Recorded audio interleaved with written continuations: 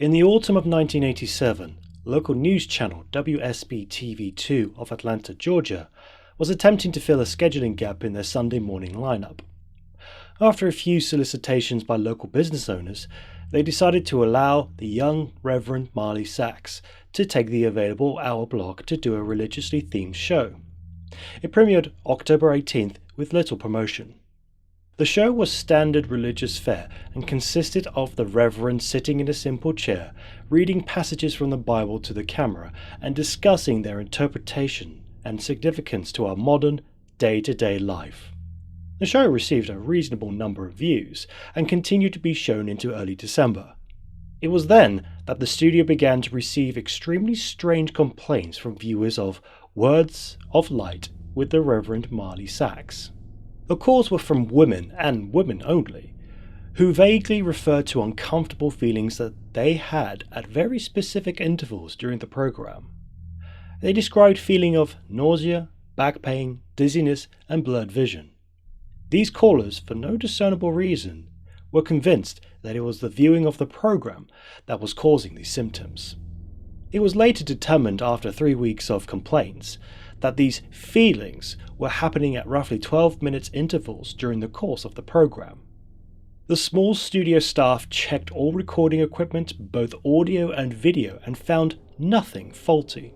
When the Reverend was made aware of these incidents, he merely shrugged and stated cryptically that some cannot handle the voice of God. The head of the studio, at a loss to explain the cause of these complaints, decided to continue running the program. By February, viewership had dropped sharply, and it was decided to pull the plug on the show. The studio head figured it would be more prudent to spend as much time as possible on the news story that had the other two local news networks abuzz: the miscarriage epidemic.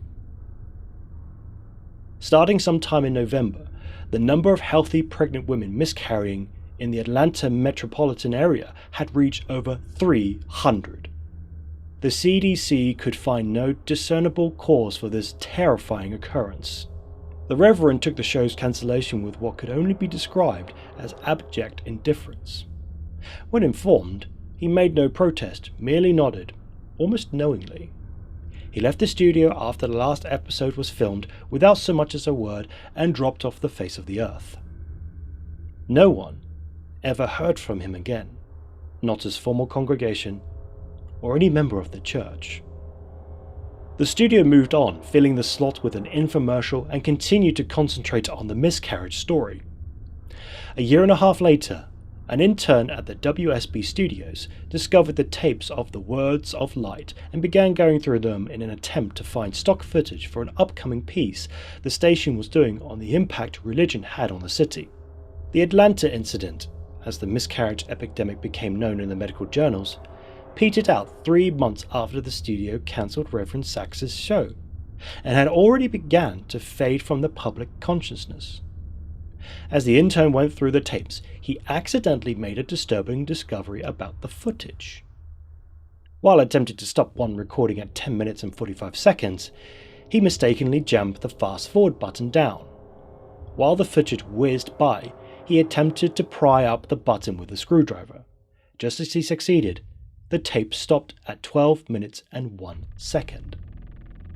The intern actually fell out of his chair when he looked up at what was frozen on the screen. The image of a badly decomposed, severed head, filling up the entire frame. After he collected himself, he moved the film back a few frames, then forward, and realized that his mind was not playing tricks on him.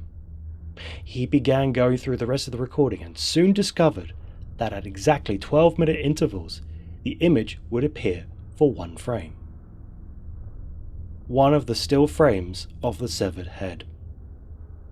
Thinking it was some practical joke being played on the new guy, he presented it to one of the film technicians, ready to be mocked. The technician was just as puzzled as him. No one had touched the footage since the cancellation of the show. After the studio had closed for the night, the intern convinced the tech to help him go through all the tapes of the Words of Light. They discovered that every single episode had the same horrifying anomaly. They also realized that as the show progressed, The image had become more disgusting, as maggots began to eat away at the loose flesh, and pieces of hair and skin seemed to have fallen off exponentially. The tech made clear to the intern what they were seeing was technically impossible, since the film itself showed absolutely no sign of splicing. And he himself had been at every filming of the show and knew of no time when this image could have been inserted into the frame. All of this was presented to the studio head, who, fearing some kind of backlash over allowing this to get on the air, ordered all the tapes destroyed. He told the intern and tech he had no interest in knowing who did it at this point, only that covering their collective asses was all that was important now. He demanded that they mention this to no one. The tech easily moved on, remembering the incident as a darkly funny personal anecdote. But the intern wouldn't let it go. He made copies of as many tapes as he could before they were wiped, and took them to see if he could find anything else in them that might point to who did this or why they would. A week later, he attempted to rope the tech into helping him again, saying that he believed he had discovered something even more disturbing than the images themselves. When the single frames were edited together in chronological order, the head's mouth appeared to be moving, as if trying to form words. The tech, fearing for his job, told him to get rid of the copies and to not talk about it again. A week later, police responded to a 911 call made by an elderly woman in one of the Atlanta suburbs at dusk. She heard horrible noises coming from her next-door neighbor's house, where a young couple lived. She told the emergency responder that the wife was pregnant and that she was terrified that something had happened. When the officers arrived on the scene 20 minutes later, they found no lights on in the windows and the front door ajar. They moved in slowly and made their way into the living room. Inside, they found a young woman, dead, with her abdomen slashed open. The wound was jagged, and a trail of blood led from the body to the couch on the far end of the room. There sat her husband, the studio intern, naked, the corpse of his unborn child at his feet, dying. In his hand, he held the rusty piece of metal siding he had used to gut his pregnant wife. The television was on and playing an 18-second loop of silent footage of a decomposing head mouthing some unintelligible words. The story at the police precinct to this day goes that the intern kept saying under his breath over and over again as they led him away, "The light of God calls them."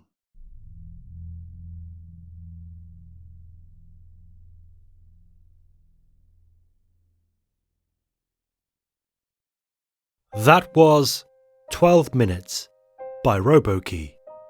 Details about the author, including links to the story, can be found in the description down below. Thank you for watching, and pleasant dreams.